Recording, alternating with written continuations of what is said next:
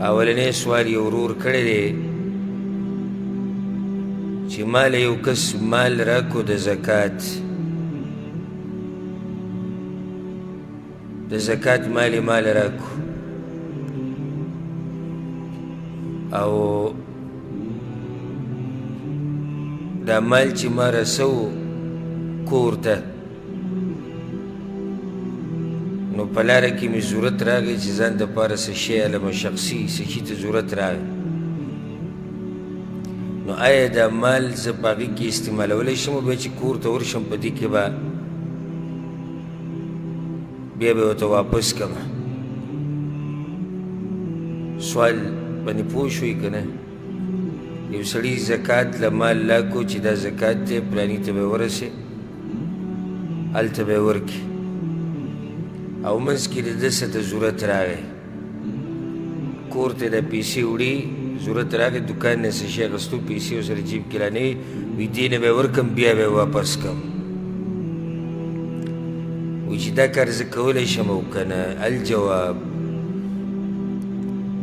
چې یو سړی راولګي بل سړي له زکات ورکړي چې دا به ته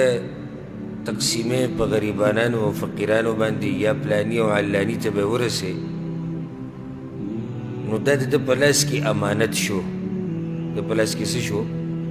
امانت نو دی د دې نه څه نشي اخیستی چې بیا به ورته واپس ورکړم ولې ځکه چې دا قرض اخیسته دي دا د دې مال نه ځان له قرض اخیسته دي ته خو لږ ساعت د قرض واخیستو که چې زه به اوس دا خپل کار وکړم او بیا به یې دله ورکوم نو دا قرض ته څنګه د دې مال نه الې او تا ته د دې اجازت نشتي دا وکیل دی وکیل خو دا دی چې امانتګري ذمهواري او وکیل به په مال کې دومره تصرف کوي څومره چې ورته اجازت وي نو د دې اجازت خو لا کس نه دی ورکړی چې ته پکې ځان له قرض واخله دا اجازت خو نه دی ورکړی او نه دا چې بل له قرض ورکړه او که څوک دا کار کوي نو دی به په خیانت کې واقع کېږي نو د ورور ته موږ دا وایو چې په تا لازم دی چې کله تاله څوک مال درکړي چې ته د هغې خیال وساتي د هغې حفاظت وکړي او په هغې کې دومره تصرف وکړي چې څومره تا ته اجازت میلاو شوی د هغې نه زیات نه او که چېرته دا کار دې کړی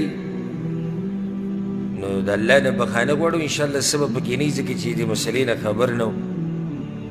او د دې تاویل یې کړی و چې زه پکې بیا ږدم هسې هغه پیسې خو په مستقبل کې دې قسمه کارونه ځان ساتل پکار دي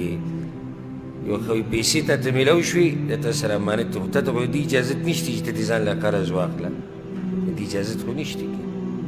والله اعلم